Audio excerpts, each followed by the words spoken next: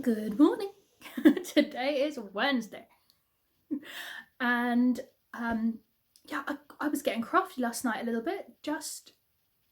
I was meant to go to bed, but I wasn't tired. And I didn't want to sit on the sofa anymore because sometimes the sofa does not have that back support, even with all the cushions. And this chair and Jacey's chair is better because it comes up nice and high. But this one, quite nice. So I grabbed this quilting cotton and I grabbed this quilting cotton. They were separate. Now they're not. And I got the squidgy stuff in the middle. Hobbs Heirloom fusible cotton batting. So this is the crib size. 45 inch by 60 inch or 144 by 152 centimetres. So all I did was I can't remember how much, I thought I'd bought a metre of each of these two. But anyway, no matter how much I bought, sometimes I get to the till and I panic extra. So, you know, I'm waiting, a metre of each. No, I need a metre and a half. So, let's see, maybe I did buy a metre.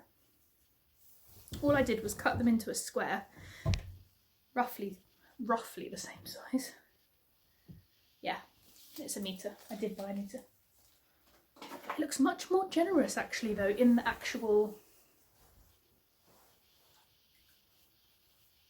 real thing. Anyway, I laid down the blue on the bottom on the floor, then I laid the wadding.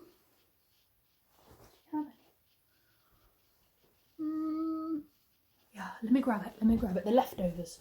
I got this leftover bits.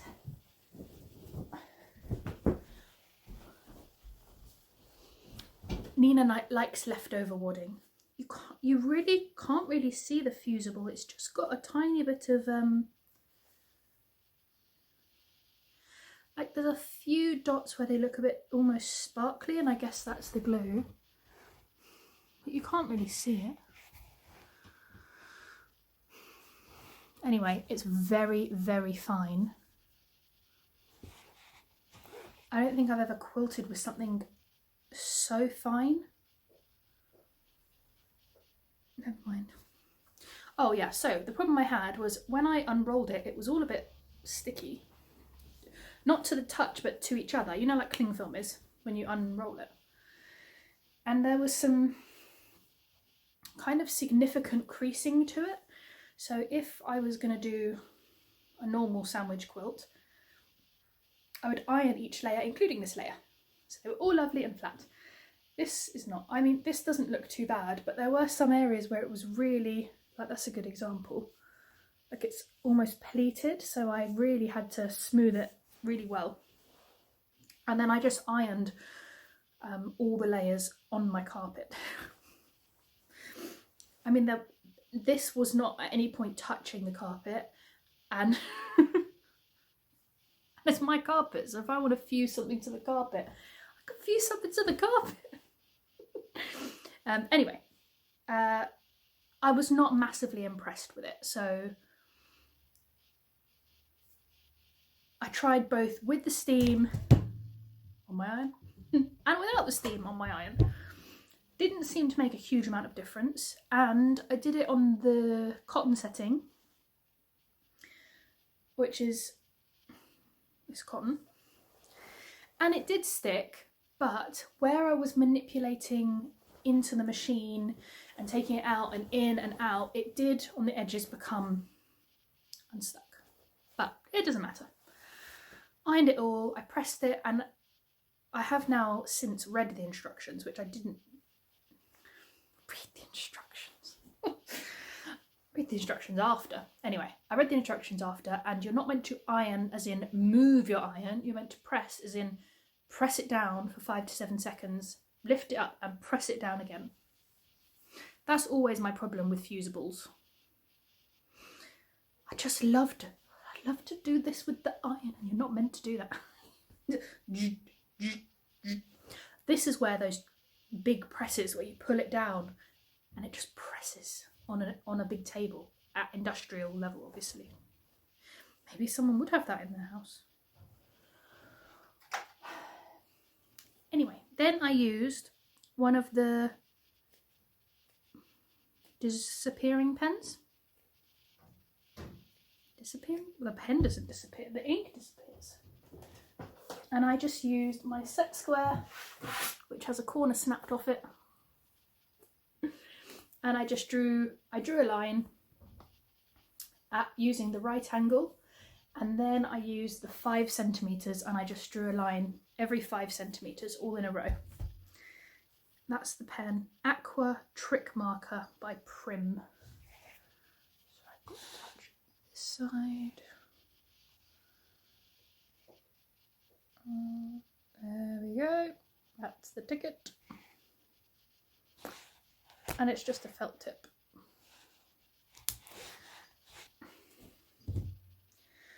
And then I just used my industrial machine, my Juki machine, and I lifted the foot up a little bit so it wasn't so squishy, just on the top part. And it's come out really well. I'm happy with it. Once I had done all the diagonal lines, I felt like it was still a bit flappy, so I did then go around the edges and just did a straight stitch, just to be on the safe side. I just wanted everything secure. So I feel good about that now. And I haven't started the opposite way yet, but it's marked.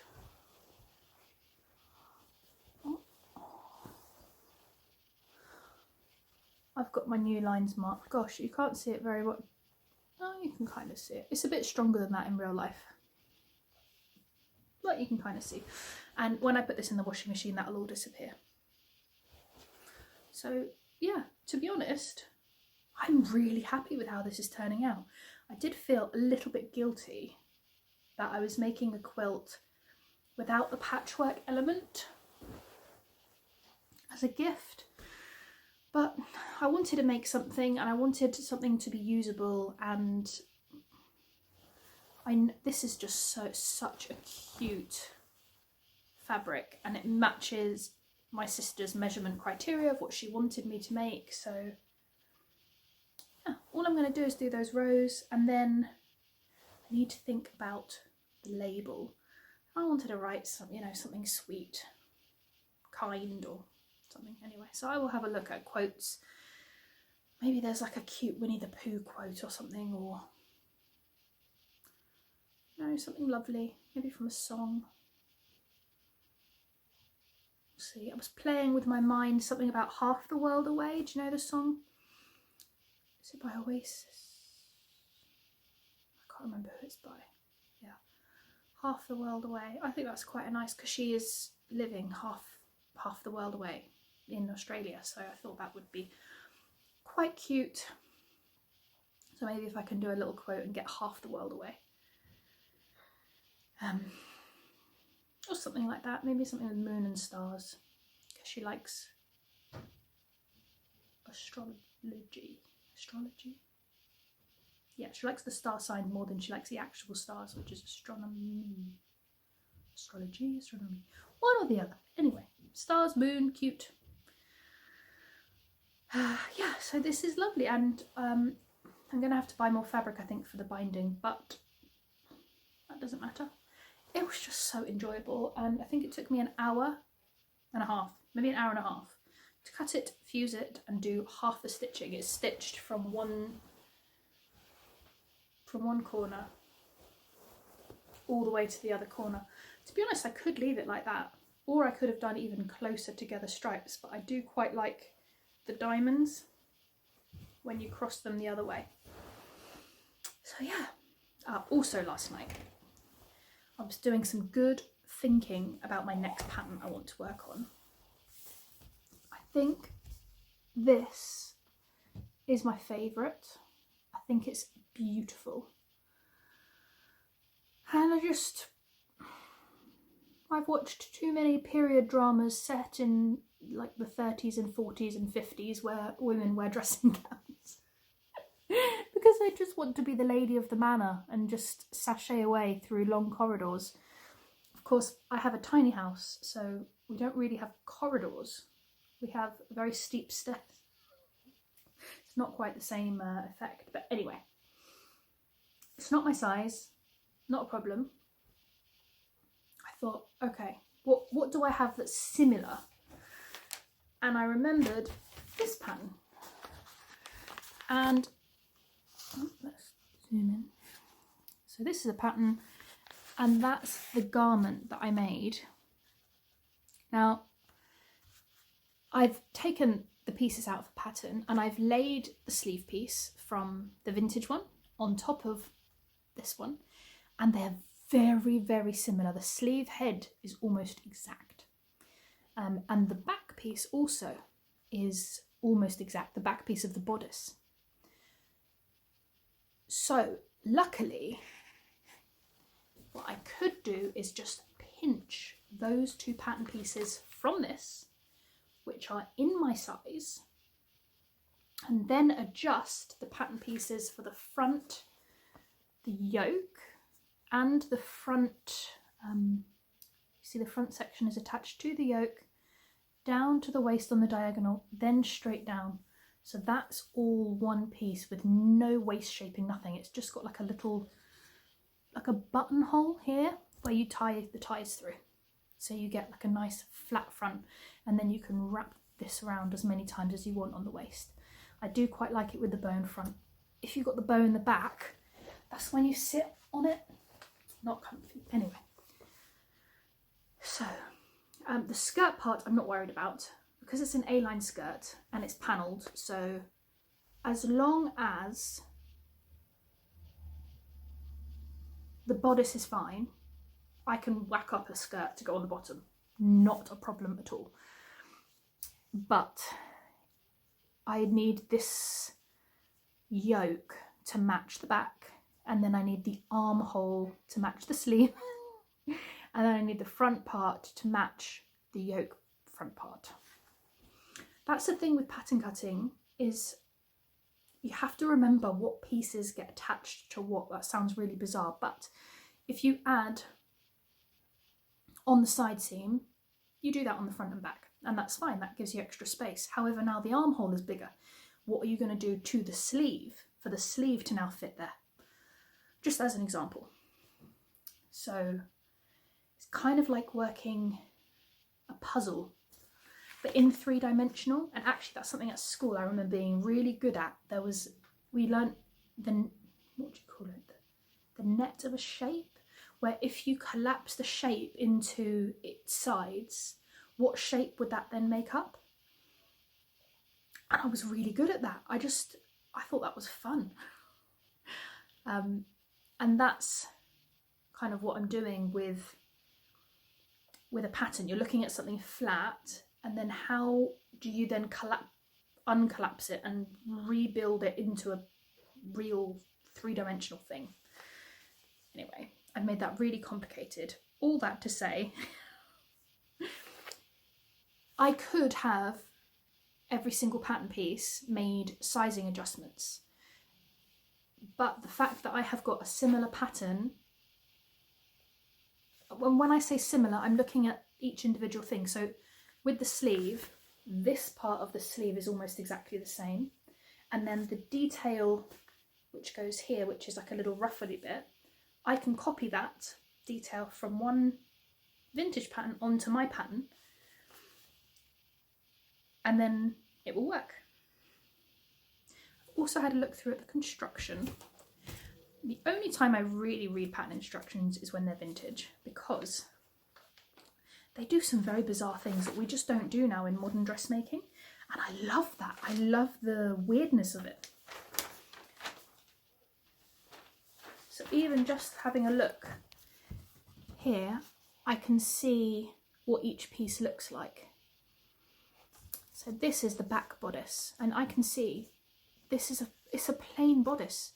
So I can just interchange that with any bodice rather than having to work with that one that doesn't fit me. I can just pinch the other one, so that works well. That's the sleeve that I mentioned. So this little curvy V detail, that I'll just copy off. I know I won't need the facing because I'll make my own facing based on my new pattern. And those skirt pieces here, they're just triangles. So I can make my own ones of these based on whatever my waist measurement is. So those two attach together along the middle, then they get attached on. Well, that's probably cut on the, is that on the fold? No. No. And none of these pieces are cut on the fold actually, which is interesting. We cut a lot of things on the fold now. We try and avoid a centre back seam if we can, or a centre front seam. This is all, it's fabulous. Another thing, it doesn't tell you on this pattern anywhere what fabric to use. Modern patterns always do. And I've had a really good look, and I just yesterday I couldn't find any advice for what to use.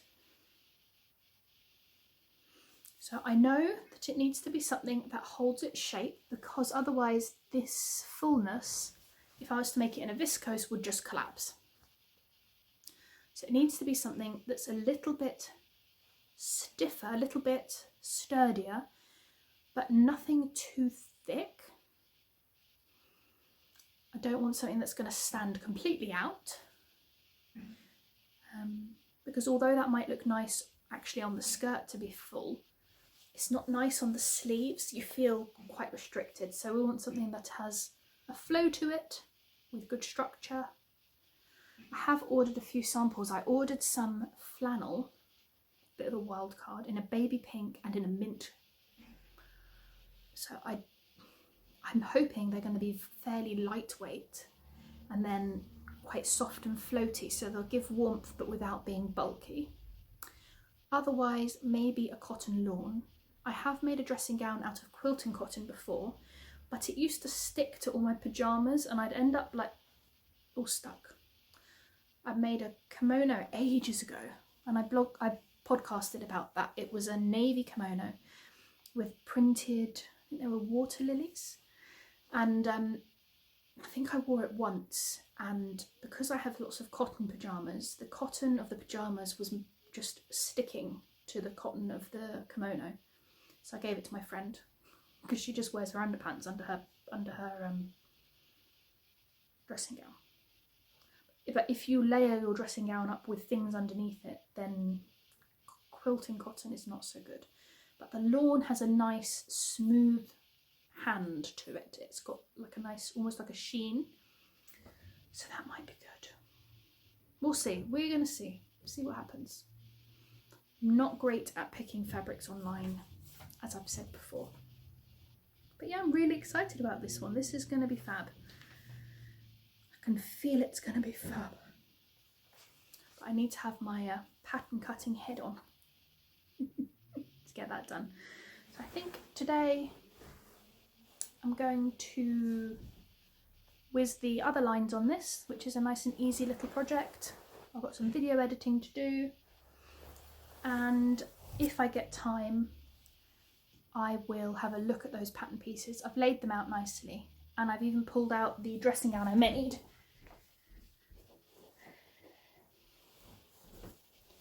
Which I used that pattern for. It was this one. So that's the sleeve, and it's a plain sleeve, so that's fantastic. And I will just try it on again and see, because this is quite a narrow sleeve, I might want a little bit of extra room. And then the back is just the plain back. Was there dots? No, there wasn't even waist darts. This was made using a cotton sateen.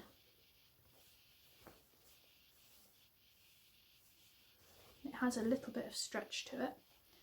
That turned out to be a really great fabric actually, because it's soft, it's not too stiff, but it's just thick enough to hold the skirt well. Maybe I should go with a cotton sateen. See, I'm dreadful. I'm dreadful. But if I'm in the shop, then I'm all right, because then I can feel it and I know the ones I want then. It's when you're scrolling through online, page after page after page of options. And also with prints, like this is a huge print. I look good in huge prints. Ditzy ones are less good on me. And you can't see the scale sometimes on some websites. So. There we go. This did not take long to make at all, and I had to do the quilting on the neckline, and it still was a really cool, speedy make. So yeah, just what I need. Another dressing gown.